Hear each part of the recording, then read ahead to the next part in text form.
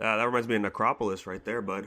Oh, there's still people playing the servers can't handle you guys grinding so hard right now. You gotta stop. It's like, oh, you're gonna keep going? Okay, we'll put the frame rate down to like 5. Guys, I just need to know, because this is not my lane. You guys were just talking about it. Fallout TV show. Did you guys see the trailer? I didn't watch the trailer.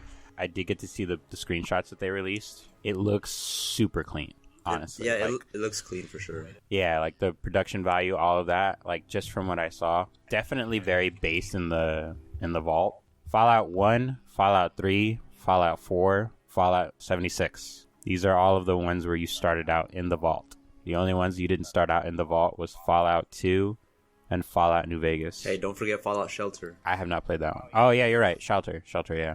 It looks pretty good as far as I've seen right now. Rat roaches are a fucking thing. Oh my god, I forgot about them. Okay, yeah, but... Scary. Oh, that means Cazador... Okay, so... I like the environments are always a huge thing. Everything's gonna have to have the Breaking Bad Mexico filter on it.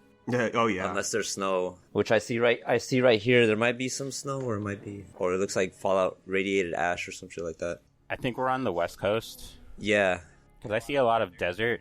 We might be in California. New Vegas was, of course, Nevada, like the border of Nevada, California. So we had the NCR, and I think that they're gonna come back too. Another thing about it is the music has to be impeccable. The song they're using for the trailer with the ghoul just fucking shooting everybody is perfect. We got Cyclops in the Fallout universe. I know we got super mutants, but we actually got like one-eyed people. Yeah, that guy's a little weird, and he's an overseer. Yeah. Oh my god, that's so creepy. Fuck dude, yeah, dude. Meat. I have high hopes for it. So we have Yaguai. You got the fucking the centaurs, but not really centaurs, but like another type of abominate. It looks like a giant axolotl, but I saw fingers inside his mouth. This is taking place after 4. I just saw the Pridwin. I'm just hyped to see the Brotherhood of Steel. I'm kind of not. Okay, I'm sorry. Think about what happened so far. The power armor, my bad. Because the power armor just moving around and stuff looks so clean. That's only from what I've just seen right here. Like, it could look like garbage every other scene, but power armor, mech suits, I'm in. A lot of other, like, desert abominations, let's go. I'm actually hyped for this one. I'm going to be looking out for it day 1 for sure. What do you think, Danny? I didn't watch the trailer yet, but I am interested in just checking out, seeing how the series is. You know, I've said it before, these types of games are just not for me, unfortunately. Never have an interest into diving into, like, Fallout, Skyrim. When I saw the gameplay for Cyberpunk, I was like, oh yeah, no, I'm okay. It's just not for me. But I do like some lore, so I'd be down to check it out. And if this is like my gateway into the series... We hope it's a good rendition for you to actually, like, check it out and see. Because hopefully this might actually get a lot of other watchers who haven't played Fallout maybe actually pick up a Fallout game. I would say if by the end of Season 1 you're at least somewhat interested in this, like, any Fallout game would be good.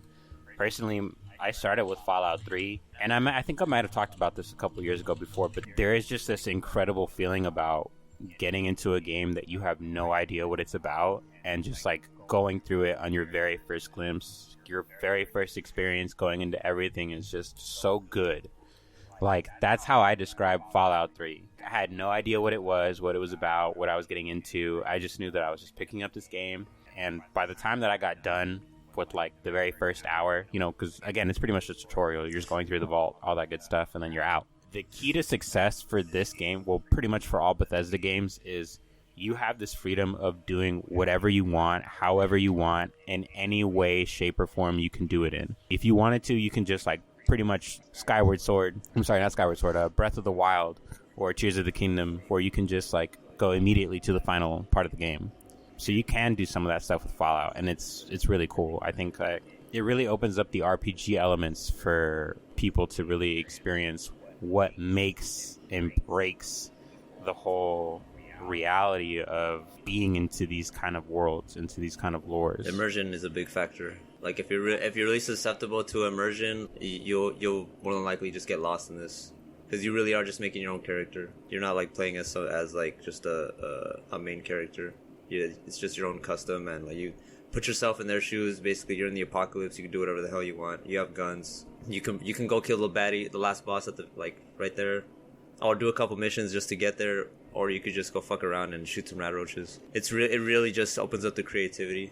Plus, like, there's so much lore in it. Like even the little bits, the little pieces of notes you find around like different vaults, you really get sucked into like what happened here before the vault became like a dungeon.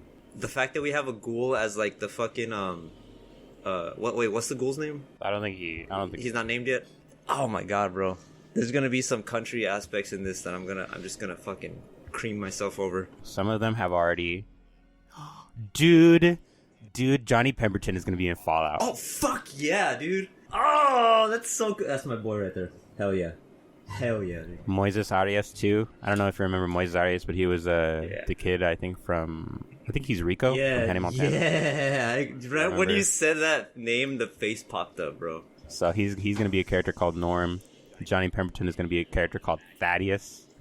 Thad. Oh man, yeah. Some of them have names. It looks like there's about 7 characters so far that have names. Yeah, Danny. Like you said, if the show is gonna be like, honestly, it can't even be 1-to-1 since like Fallout's such a huge universe. There's so many stories in it. So this is like Oscar said, it's its own thing. Let me retract my last statement really quick. I'm sorry to cut you off. Yeah. Okay, so the ghoul's name is literally called the Ghoul. That's the title that they gave him so far. Guess who's going to be playing the Ghoul? You can't even tell from the makeup, but guess who that is? Idris Elba. Nah, who? Do you know Walton Goggins? Have you ever seen Jerry? Have you ever seen was it Justified? Yeah, no Justified. Way.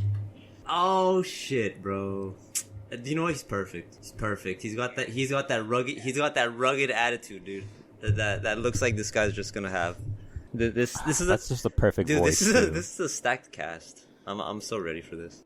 How does this not interest you at all, Danny? Like, doesn't even make you want to play like 10 minutes? That's what I was gonna say. Like, this is gonna be its own world, so it's like you don't really have to play any Fallout. You just have to know like this is post-apocalyptic after a big war, and then there are things that are like mutated in the lands. So that's like, and then from whatever's there, like the story can be made up. I just hope it's good, cause like we're in the Fallout universe, but like I hope it won't be like a bunch of like, hey, remember this from the games? What about that? Like, I want some substance, you know?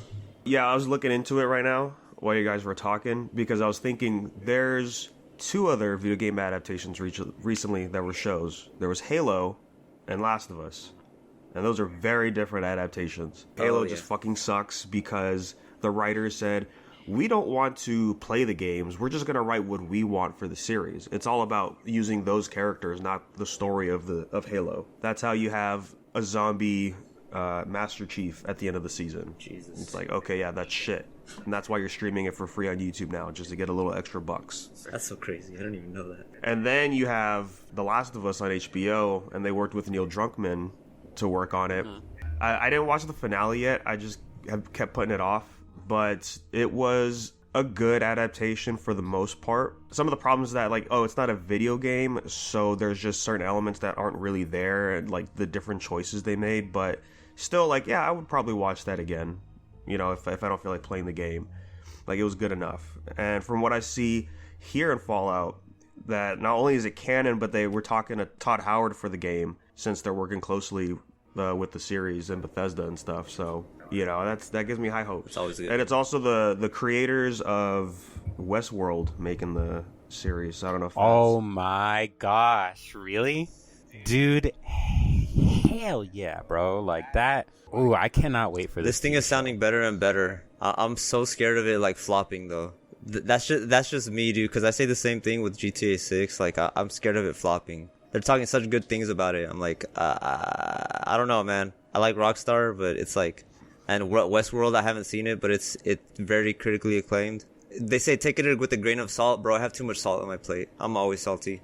Good or bad, I'm still gonna watch it, you know? For when you were talking about Halo, I'm pretty sure when Halo first came out, it was through Paramount. And now you're saying that show tanked so hard that they got booted from Paramount, and now they're on YouTube? It's not that they took it off of Paramount. It's just now available to watch on YouTube for free, from what I saw.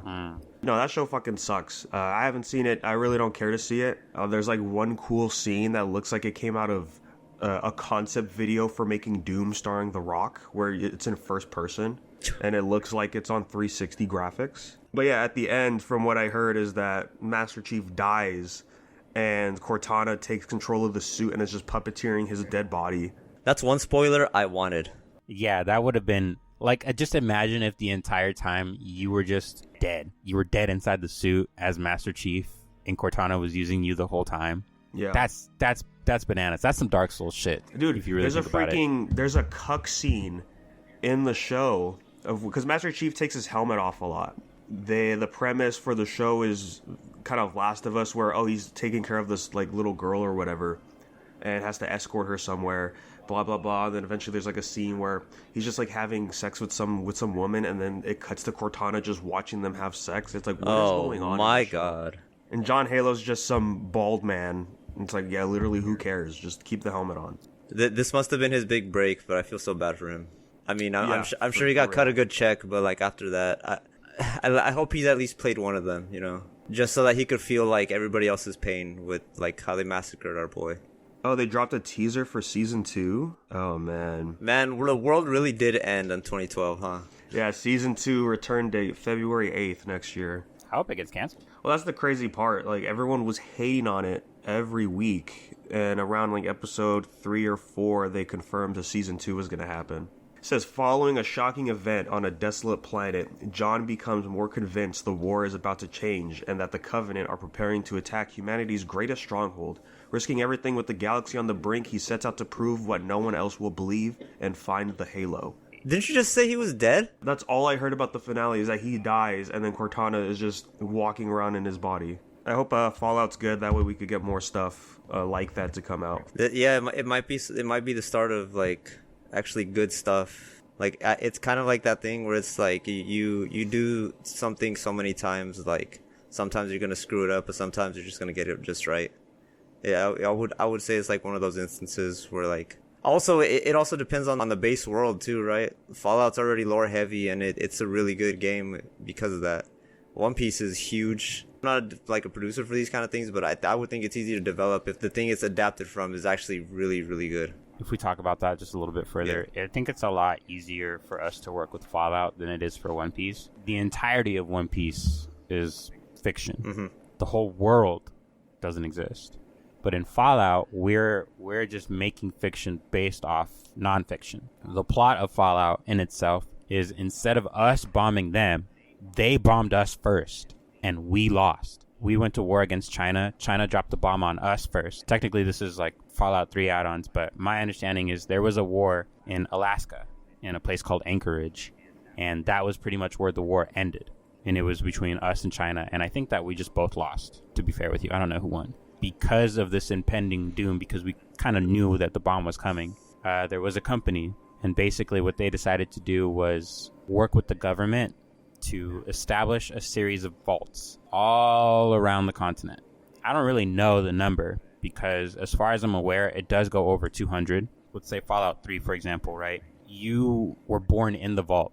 You know, hundreds of years after the war, you're just stuck underground doing whatever. The crazy thing for Vault-Tec, and one of the main reasons why I love Fallout so much, is Vault-Tec wasn't a good guy. No, these vaults that they made, each and every single vault that they made had a different purpose. When you go into these vaults, you basically can just look in the lore and on all of the computers, and sometimes it'll be more visible than that, like as a part of a quest or something like that, but you'll like see and do what all the experiments are about. When I was still playing Fallout 4, I think it's called Vault 81, and it's in the Commonwealth, so it's in Boston. So in Vault 81, what they were doing is they were going to establish 2 sections of Vault 81. A secret section, basically research purposes, and what they were researching were viruses. They were going to get like a population of like 1,000 or 300 people, like regular general admission people, and they were going to put them in one side of the vault. And on the other side of the vault were going to be a whole bunch of basically scientists.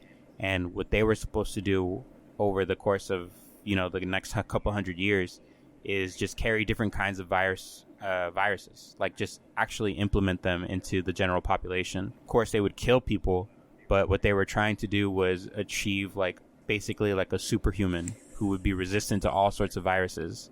So by the time that they were able to come out of the vault, they would be like, you know, superhuman, super genomes. Obviously, it didn't go well. I'm not going to tell you how that is. You just got to play Fallout. But it's just so good how crazy these things are, bro. Like, these tests that they come up with are absolutely insane. Very inhuman, most of them. Oh, all of it, dude. Like, it's just all crazy. The last one that I can think of off the top of my head, this is actually a part of a quest that you do in New Vegas. You have to go to a vault. I don't remember the name of the vault. It's probably like 120 or 118 or something like that. But this test, talking about basically how you can create a super genome for plants. But they were splicing DNA for plants, and they were trying to like kind of mix it in with like animals and things like that. So it's like, okay, can we create an animal that can just create oxygen instead of carbon dioxide? Or if we can create a tree, can we create a tree that talks or moves? Or it can also be like a security defense. Obviously, again, none of that shit goes right. It all goes completely left field, and then all you're left with are just the most diabolical,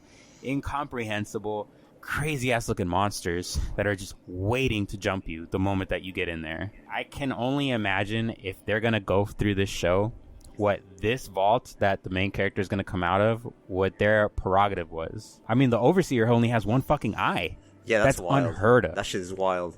It would behoove me to ask you to play at least 1 hour of Fallout. It doesn't even matter which one you pick up. And I feel like that's enough for you to get your appetite wet. Honestly, I agree. I was gonna say just drop them in with like a full loadout and then just go do like one of the story quests. But honestly, like you could just start it up until you just leave a vault. Like I'm saying for 3, like that's a good spot to like just the whole story of how like you have to leave the vaults is pretty great. You got the whole world ahead of you. You go blow up a city like the fucking first few couple steps. Yeah, in Fallout 3, you can blow up a nuke in like 15 minutes just from starting the game. Danny, I mean, if you still have that copy, like it's definitely worth it. Like, Oh, if Fallout you 3? if you play the tutorial, just the tutorial, by the end of the tutorial that at least doesn't capture your attention even in the slightest, then the show probably isn't for you either. I'm not even gonna lie to you. Okay, yeah, I'm gonna have to check it out at some point. I don't know. I might just dive into the show. How far did you get in 3? Did you beat 3, Gerry? Yeah, I beat 3. I didn't do any of the DLC though. Do you remember there is a story quest that you do towards the end of the game? You have to go up to the north end of the map, and you need to... It's like a little special machine that when you use it, it reverses radiation. So it clears up radiation out of water and stuff like that. Yeah, the cleaner, I remember that. In order for you to get this item, you had to go all the way to the north, and you had to talk to a certain person who wasn't a person anymore. It's this guy, and I don't know what happened to him, but he mutated into a tree. And he's got a face and everything. If there is anything that they could have done or that they should do for this show, is that they should definitely think about adding characters like this guy. That's probably what the Overseer is for like a little bit. He's probably like the Overseer in that vault we saw was probably like part of one of the tests. Oh, he wasn't a tree in the other Fallout games. Okay, see, this just keeps getting even better and better. They just keep reusing characters. Oh, that's cool. From all the other Fallouts. Yeah, that's so great. Because in Fallout 3, like, you get to make a choice. You either get to, I think, leave it there, and he can just stay there forever as a tree or whatever, or you kill him. Yeah. So there's crazy shit, man. I think in the first Fallout game, the main antagonist is like a computer. I can't really explain it to you. He has like this insatiable urge to like he wants to turn everybody into super mutants. And I think the way he does that is by wanting to like take the super mutant gene and then like add it into like what do you call it? Like the gamma waves, alpha and beta radiation waves. And then from there, like you just like slowly over time be susceptible to it because it's just infrared or radiation, you know, and it'll just affect you passively. And everybody would turn into a super mutant. Super mutants were scary. Basically limited intelligence, but could murder you. I think the scariest one of all are the centaurs. Those things are so creepy. Yeah. So creepy. Oh my god. I remember playing. I do my best to avoid those like at all costs, unless I had like some kind of nuke on me and then just fucking blast the shit out of them. I'm not catching that tongue. Centaurs were originally from Fallout. They're like half dog and half human. They don't look better in 3D. I can tell you that. You remember Dog and God? Oh my gosh. Danny, play New Vegas and just play the DLC where you just get like sent to a casino. That's not even Fallout, honestly, but that DLC is so fucking good and it's so fun. You're playing Metal Gear with Resident Evil, honestly, or like Silent Hill. What? Yeah, bro. Like you gotta hide from these ghosts, and like it's basically a one-hit kill. You have nothing on you. You just have like an explosive collar, and like you find these electromagnetic weapons, and those are the only weapons you can use against the ghosts. The whole thing is you have to get to the center of the casino, and like because there's a bunch of gold in there, and you like that's the treasure. But like, it's so good, man. It's so good. It's so scary. It's creepy. Yeah, Fallout's fun. I think that guy was also from the Brotherhood. You get the DLC. You get some message saying go over to this random place. There's a door there. When you try to open the door, you get fucking drugged. You just get date raped on the spot. And then that's how you end up with the explosive collar around your neck in the casino. Well, it's more like a resort. Like you get caught in the resort, and then you have to make your way into the casino. Yeah, it's like a whole... It's weird how they were ghosts, though. They weren't really ghosts. They were like hologram projections, but that were like physical too. That they can actually come in and I don't remember if they had guns. I think they just actually go and melee you. I could be wrong about that though. Yeah, that they were like electromagnetic holograms or something like that. That's why like lead couldn't kill them, but like the EM gun could. That tracks. Yeah, that makes sense. I have all of these games on my PC. I feel like if playing on console was one thing, playing on PC makes the game even more enjoyable because then you can just really act and do ridiculous shit. We're getting into mod territory right now. I think one of the best things that Bethesda ever did was come out with were the mods for Skyrim and for Fallout. They made their own dedicated section for the mod community. That was really listening to us. That was really nice. Yeah, Bethesda said, guys, we're sorry.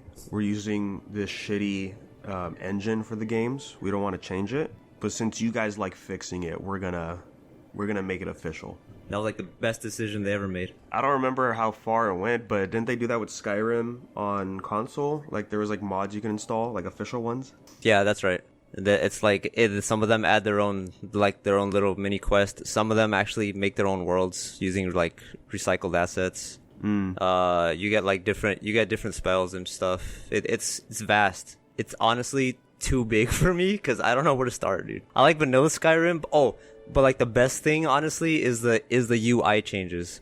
Like they make the UI like menu based, and it's so much more easier to like navigate through your items and like your skills and all that. I think that is like the biggest plus of like any moddable Bethesda thing, where like you can just change the UI, like change the menu and all that, just to make it more like readable, more accessible. Yeah, easier, right? Some of the things that it's like opening your Pip-Boy every 5 seconds, and you're like, I don't want to see the fucking animation, dude. Thank God that they added like the little favorite slots too. Oh yeah, that's another thing on PC. Favorite slots.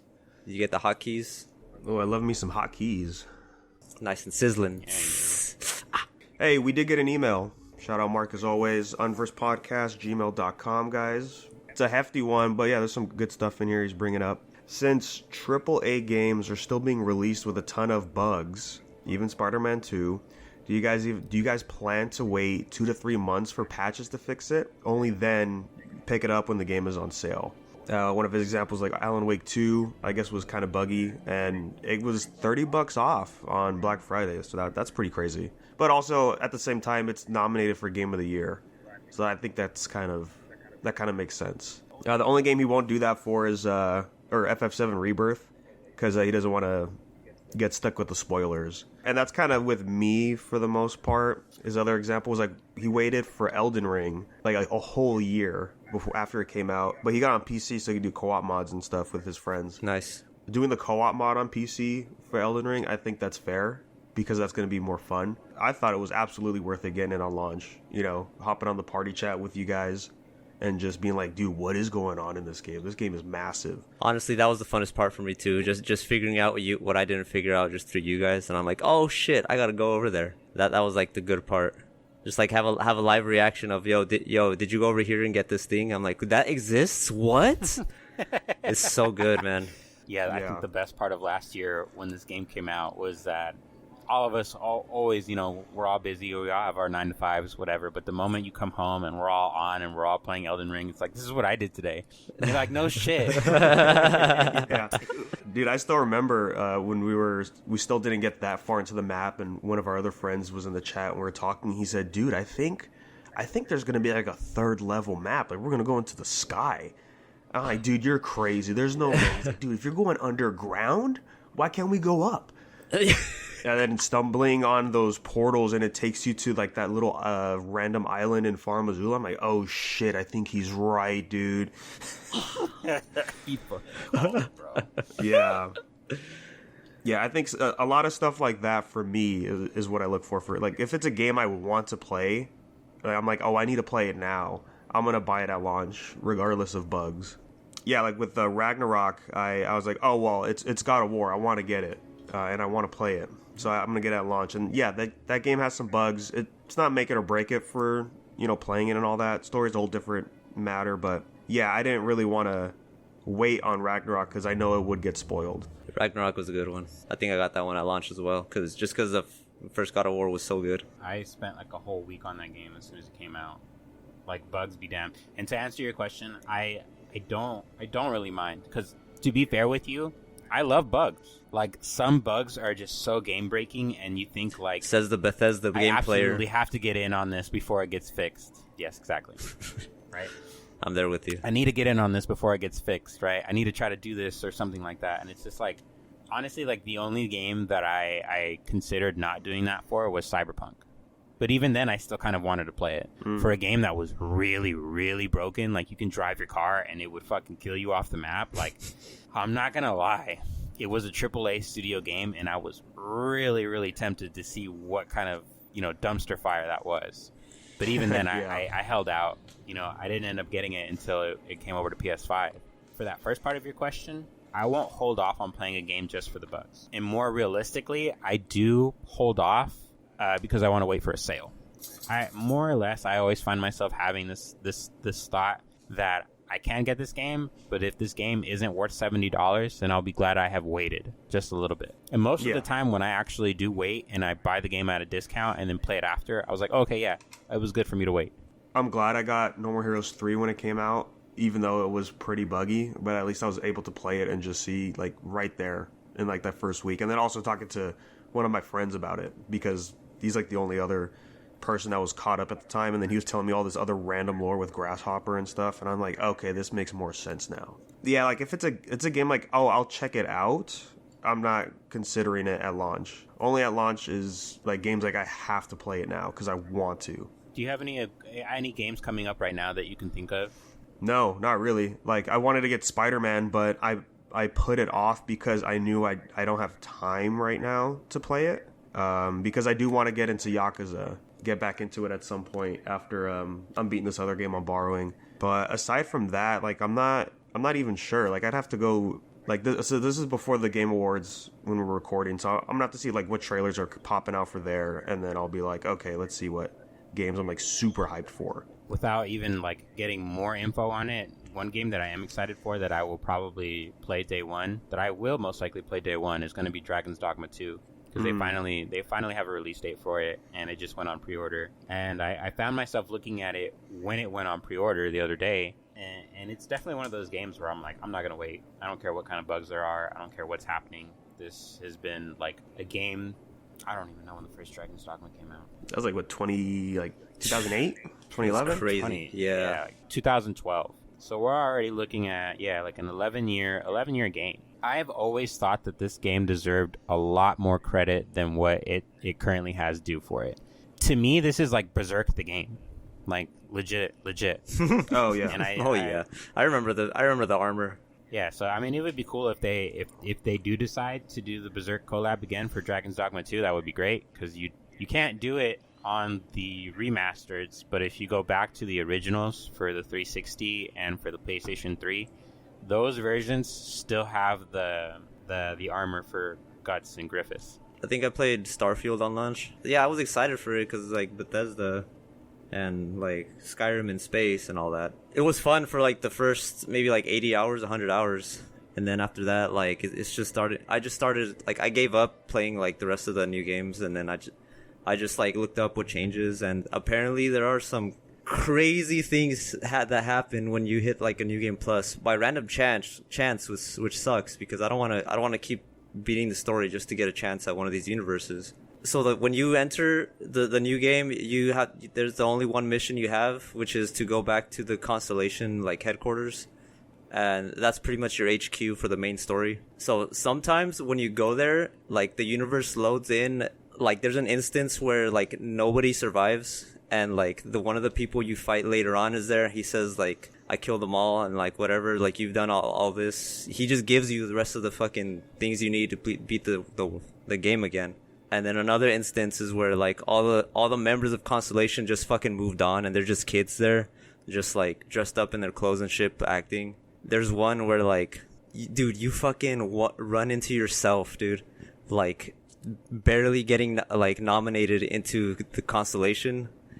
And it's so like that one I kind of wanted to play just to check it out, but since it's just a random since it's just RNG just to get that event to pop up, like I'm good. You walk into your character being inducted to Constellation, and like you and then your character is an NPC, and you're just fucking talking to each other. And there's another fucking world where it's just you in the Constellation. There's like each one of you is like you if you would have beat like a faction a quest.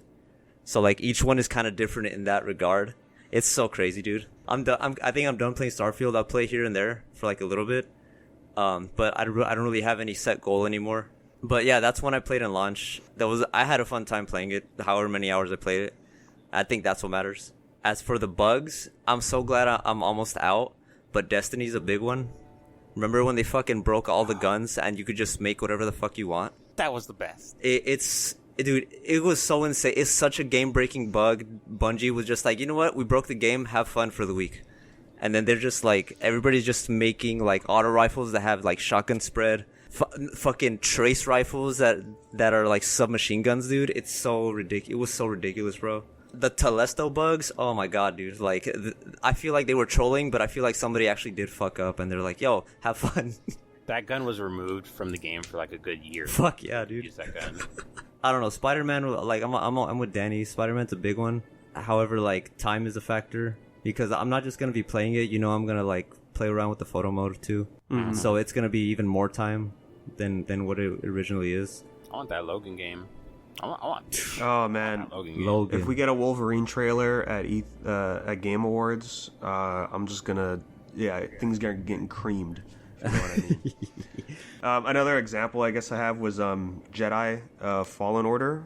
I wanted to check it out, but I waited because I knew it was really buggy. And then I thought, I think I waited long enough. Let's hop in. And when I played, it still had some bugs, but some of them were funny. Like I was fighting one of I think it was the final boss. No, it was the second to final boss of the game. And she glitched out on one of the runs, and she was just T-posing, sliding on the floor while the attacks were still happening. And I was like, okay, this is pretty funny. I don't know. I wouldn't think any. I don't think any of the like the Soulsborne games are that buggy. Do you guys think? Besides like Elden Ring for like the first, but like back then, I don't know. Demon Souls was it that buggy? I didn't think Demon Souls was buggy when it came out. It felt fine from what I remember. Okay. No, yeah, I was just thinking whether or not like it being a Soulsborne was the reason for those bugs, but no, I don't think so anymore. We'll see. Yeah. I'll see how Jedi Survivor is right now, or like in a couple minutes. Did you get on a PC or on console? PC. Yeah, I know PC had some problems at launch for sure.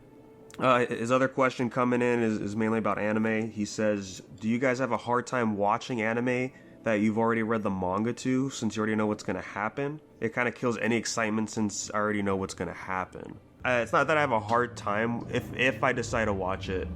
It's more, like I'll just tune in for the big moments. Gear 4th and Gear 5 for One Piece. I was like, I want to see how those are animated. And it was pretty awesome. But watching it, I just really don't. I have started watching shows that I don't read. I feel like these days when we get seasonal anime content, it's all the same genre. For the last couple of years, it's really like been either VR or isekai, like between those two, honestly. Yeah. So I've just been watching a lot of seasonal anime that came out. I saw one that I would recommend called Shangri-La Frontier. Oh, that one was a pretty good one. That's that. If you haven't seen it, it's good. Generally, I agree with Danny. Like, if there's something really cool that's going to come out, I'll be like, I want to watch that fight scene happen. Like, the same thing, not just with Gear 5 or Gear 4, but, like, Zoro versus King, Sanji versus Queen.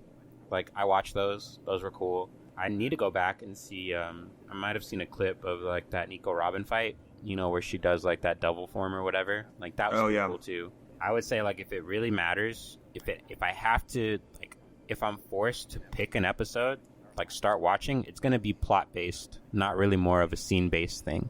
I don't know if that makes sense. Like I guess if I read a chapter that has lots and lots of dialogue, probably gonna be more interested in watching it than reading it, just in case if it's not something I'm completely understanding or something that I'm missing from that. Just kind of give me like a new perspective on what it is I'm understanding about this chapter. But aside from that, I don't know. For me to watch anime is like a fleeting feeling. Like I kind of have to be in the mood for it. Yeah, I do want to get into Ghost in the Shell at some point, and I know there's the manga for it, so I'm probably going to read the manga first, but then I'm going to watch the movie, and I don't think I'm going to be, as he says, having a hard time watching it or killing any excitement, because I just know how massive that first movie was for Ghost in the Shell, so I think that's just going to overcome it. I guess an example we would be for Battle Angel Alita, right? Since that's it's not an anime, but it adapts the story for the most part. And watching it, I was still excited to see it happen just because it looks so good.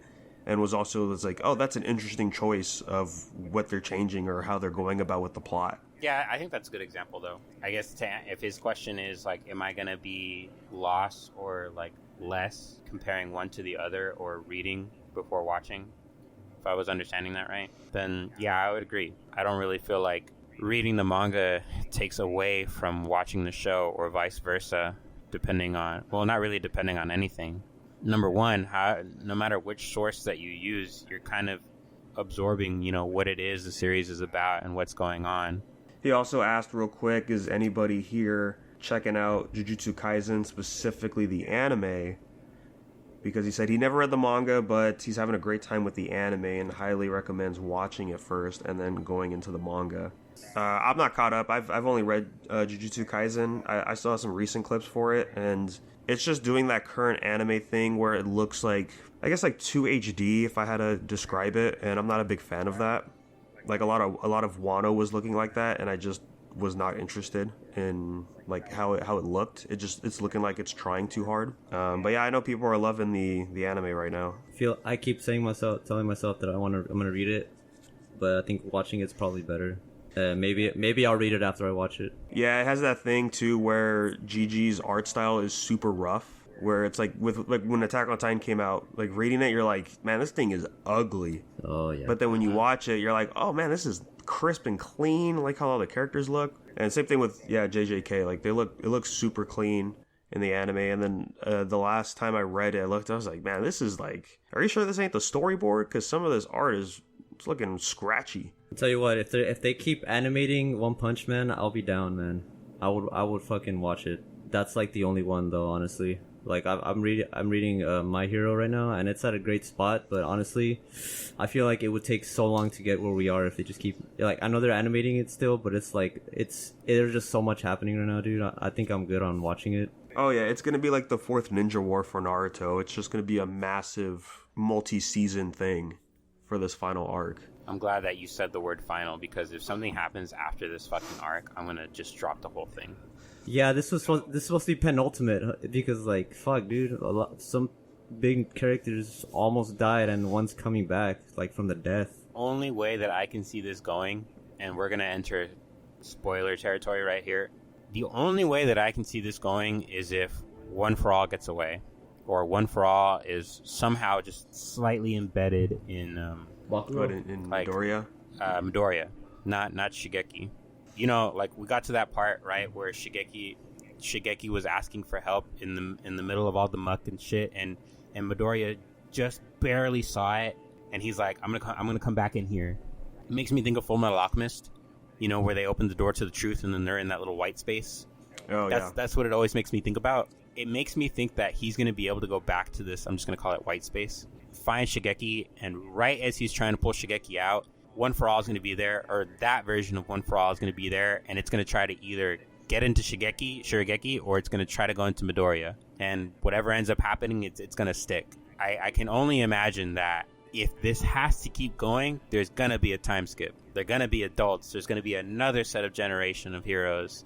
and then One for All is gonna get passed with All for One. Or like I like that, but I remember specifically. I think Saul was telling me one time that it might just keep going, but it might just be like the story between Deku and Bakugo. Because I see Bakugo just straight up just like turning hero, like just right now because of what's going on right now. Like I see in the future, like I'm foreseeing some stuff like him and Deku are both gonna like just be heroes, and some other fucking big bad is gonna show up. Like it's just gonna be time skip of all the classmates and all that. That'd be cool. I would like that. I mean, yeah, I can definitely see it ending with a time skip. At least showing, okay, like they're all adults now. They've all graduated. You know, obviously Deku's number one, Bakugo's number two. Or it might be it might be Bakugo number one. Honestly, because of what's happening right now, dude, it's insane. Would not put it past me if they pull a Demon Slayer. I think Danny knows what I'm talking about. If they pull a Demon Slayer and they just make Deku like totally unusable, like I can totally see that playing out. I mean, I could also see Midoriya being like, I'd rather be a support to Bakugo kind of thing. Oh yeah, definitely. Me too. Now that you said that, they're like the ultimate tag team that's been around for a while. But yeah, Bakugo will be number 2, but like maybe it'll be like, oh, but popularity wise, Midoriya is number 1, and then they all have like that classic banter back and forth. Yeah, they're still rivals at heart. Yeah, no, I'm super far behind. I don't know when I'll catch back up to that thing. It's gonna be a shit show though if they just keep going. Like it'll be exactly like Bleach. It's just gonna be a giant shit show. I fucking hate it. It's like Naruto now. Yeah, to the two. What is it called? Two blue fox. Blue vortex, bro. Yeah, Boruto 2, dude. Let me tell you something right now. Here's what you want to do, man. You read the last maybe 2 or 3 chapters of Boruto, and then you dive into Blue Vortex, bro. It's good. I'm on chapter 4 of Blue Vortex. Oh, nice. I'm behind, but yeah. Right into the same bullshit though. Like I'm sorry for just kind of getting the volume up a little bit, but like man, like it had literally the same fucking vibe as when Naruto jumped into Naruto Shippuden. Did you also think that? I mean, from the beginning, yeah, I was like, oh, but he's going like the more cool, edgy side of it. When Boruto showed up, he has that look in his face. He has the scratched off headband, and he's just like, I'm the fucking guy right now. Get out of my face, and like teleports away or whatever he does. Part of me is like, finally, we're here at the foreshadow from chapter 1. Boruto finally has this look that he's had that we've all been building up to. Don't care about everything else in Boruto. It gets weird. Like they're like, oh, we're gonna do a house living situation. This android who can control pretty much anybody in the world if she wants to, and is a DVR for the world for the past 12 years. She's in love with the edgy Sasuke clone that we have here. Yeah, let's do that arc for a few. What months. is happening? Yeah, that's a you lost me at Android, bro. What the fuck, dude? There's androids now. And when they first showed up, this one Delta, and Naruto was throwing hands with her, I was like, this is pretty cool. I'm like, okay, but now that's like, oh, guess what, guys? Ninjutsu and like chakra and stuff? Yeah, like that's cool, but what about the jutsus that the gods use, like senjutsus? What the fuck? I thought they were aliens. Man. Well, I mean, yeah, they are aliens, but yeah, it's like senjutsu is like the original form of jutsus. Like all the jutsus you see are based off of those. And somehow these fucking people were able to figure out some of them and implement them into these androids. So like Ada, right, the one that has the crush on Edgy Boy, forgetting his name. But yeah, she has omnipotence, which is like not the full version of what the senjutsu is.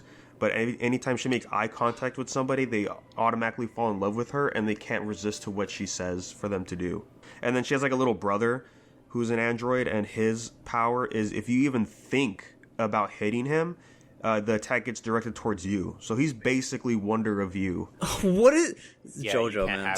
You can't have animosity towards him. Oh my god. That's basically how you beat him. This is Steel Ball Run and Part 8 put together. Yeah, dude. That's basically what it is. And I'm sorry, but I'm gonna spoil this one more time. In case you're not up to where this is all at, let me just explain this to you, Jerry. Naruto's son, Boruto, took the Rasengan to a new level. He combined the Rasengan and Tusk Act 4. Remind me, Act 4 Tusk. Holy shit. Act 4 Tusk had a spin that would never stop. Remember D4C's power was that he could go into different dimensions? Yeah. if he shot you with Act 4, that spin is never gonna stop. It'll follow you into every single dimension. It will never stop until it kills you. Even early on in Boruto, he created the vanishing Rasengan, to where he would throw it, and it's just like a ball. He would throw it, and then it vanishes. You can't even detect the chakra, and then it just pops back up to where he threw it at. What? It's gotten so crazy. Because, dude, like, now that there's all these powers with these aliens being involved, it's like, this is just like some kind of sci-fi bullshit going on here, man. Yeah. This ain't even... This isn't about honor and ninjas anymore. No, there's no Dattebayo in this bullshit. Believe it. Yeah, one of the antagonists is a failed host for one of the aliens, but he kept some of the powers, and then he actually got an upgrade at the end of Boruto. But his power is zippers. He could put zippers What anywhere, the like Bruno, and just teleport. Oh my god, this is just fucking JoJo, dude. What? Yeah, but this is the part where I'm like, what the fuck is going on, dude? Is he finds a Biju, right? The giant thing that makes the chakra tree in the Ninja War. Like, that's where all the Ten Tails come from. They built a second one. Yeah, and it's in a pocket dimension, and it's just chilling there waiting to be used. And he's like, you know what? I know what I'm going to do. He gets all of his zippers and ties it up and compresses it so much. He just makes these zipper humanoid clones out of the Biju. And then he sends them out to go invade Konoha.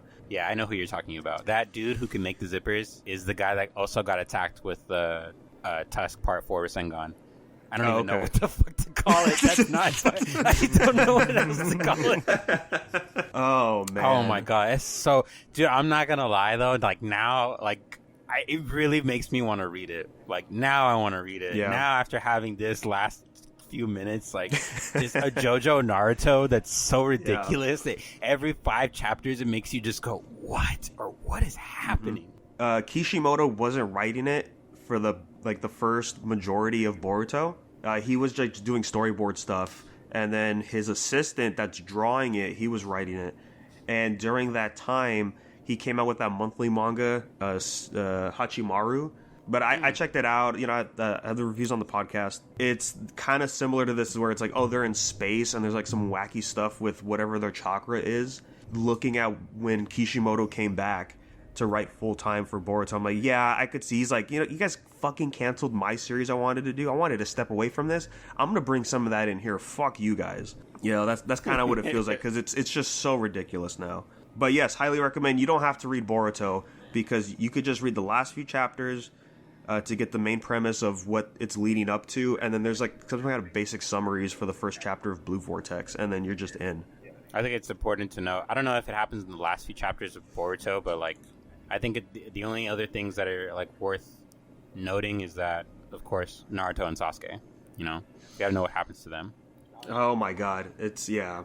Boruto's a piece of work. Only thing I've been doing recently, I've been kind of busy with life stuff, but one of my coworkers let me borrow the Guardians of the Galaxy game, and we were talking about it at work. I was like, oh yeah, I've only heard good things about it. I've been kind of wanting to check it out. He's like, yeah, I'll just let you borrow it. So I'm like 3 chapters in so far, and it's a cool game. I guess it's similar to Mass Effect, like the way the combat is where you're just one person, and then you command the other Guardian members to do like special attacks, and they have like cooldowns and stuff. Yeah, on top of all the choices that you have to make. There's like dialogue choices in here too. I don't know how like substantial they are. I also played that game, Danny. I didn't play it as long as you did. Pretty much did like the first chapter, and then I kind of stopped playing.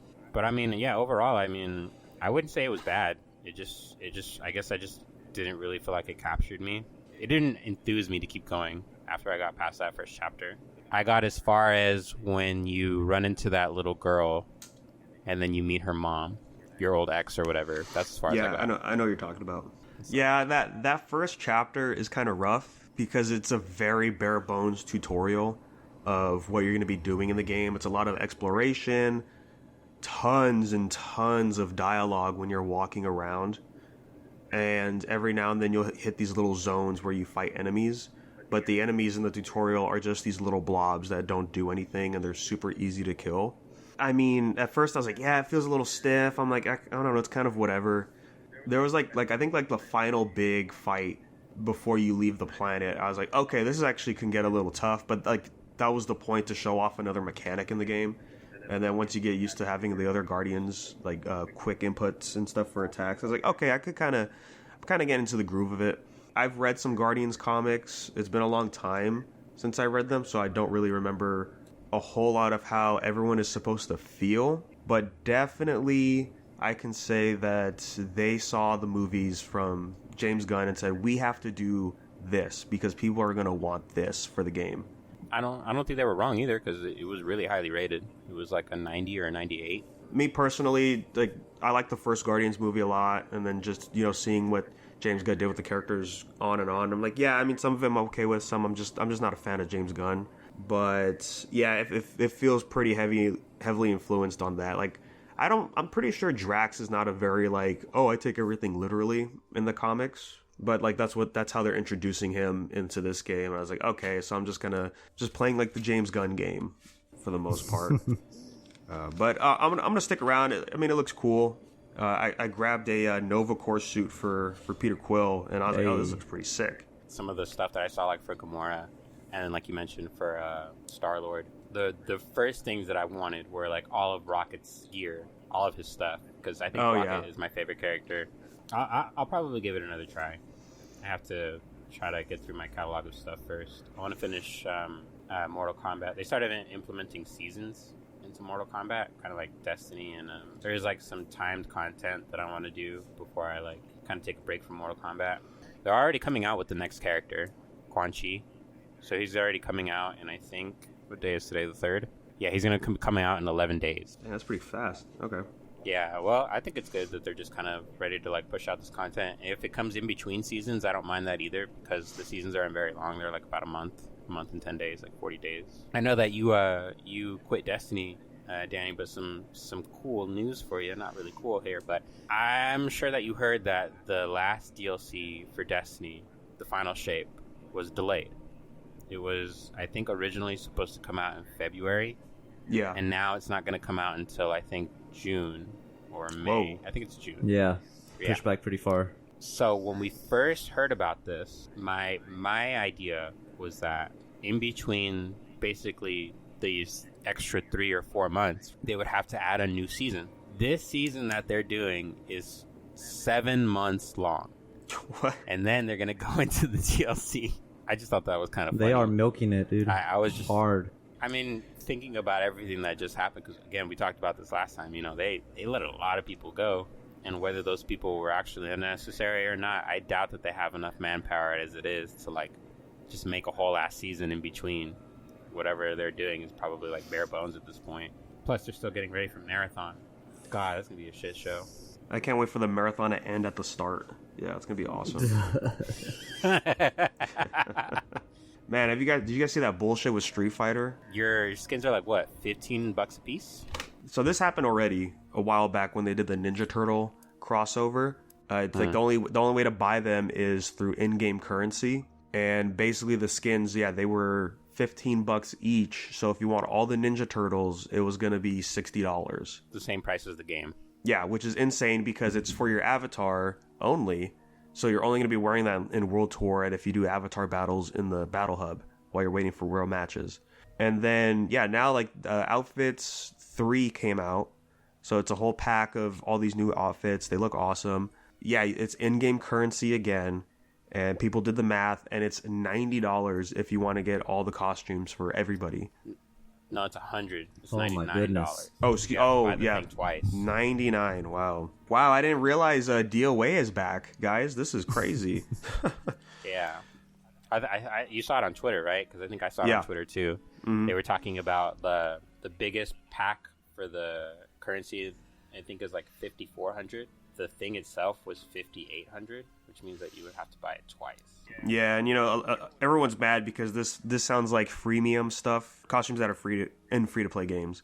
So it's just really shitty to see them doing this in Street Fighter. Previous games with their character passes, they were pricey, but when you broke it down, you're like, oh, it's only like $1 or $2 per costume. Like that's kind of reasonable. But this, it's like, no, we're bumping up that number. I don't really feel like these outfits, like the whole cosmetic thing for fighting games is a really cool thing. I just don't know if it's ever really worth microtransaction unless you're just getting all of them in one try. Like, I feel like if it has to be justified, they should release it at the end of the game's lifespan, after all of the seasons and everything like that are over, and then they can just release it as one DLC. Say, hey, these are all the costs, like DOA basically. Because DOA, you can literally spend hundreds of dollars, and the game's lifespan in itself wasn't. I mean, yeah, they still play it, but like in itself, it wasn't super popular. It's not like it was in every Evo event or anything like that, you know? Put all of that stuff in like one big mega pack at the end. Sure, it's expensive, but at least it's all there for you. You know, you're not missing out on anything. Mortal Kombat 11 was a little different. Mortal Kombat 11, you know, you had a fixed amount of cosmetics that you had to go out of your way to unlock. Whether that was doing like ranked fighting or, you know, going through like the towers, just basically. Grinding for it. They have that in one. It's very bare bones. Like, they just basically give you like a little, like a character pass for each character, and it's just like, okay, you keep using the character more, you'll level the character up, you get the character to 35 and onward, and that's all the cosmetics that they gave you. But they're bare cosmetics, you know. They're not like, I guess, like some of the stuff like people would pay microtransact, you know. And I'm just like, well, why not? Why is it that you're holding this stuff back? Because you didn't lose any money with this entire game, with this production or anything like that. But sorry, guys, it's going to wrap up this week's episode. Definitely next time we're going to be talking about that GTA 6 trailer, because we're recording before it drops. So it's going to be wild. And then, yeah, Game Awards stuff is going to be hyped to see. I just hope we see Death Stranding too. Like, that's to answer a question earlier, that is what I'm hyped for sure. I'm going to get day one. But yeah, thanks guys for listening, and we will catch you on that next episode.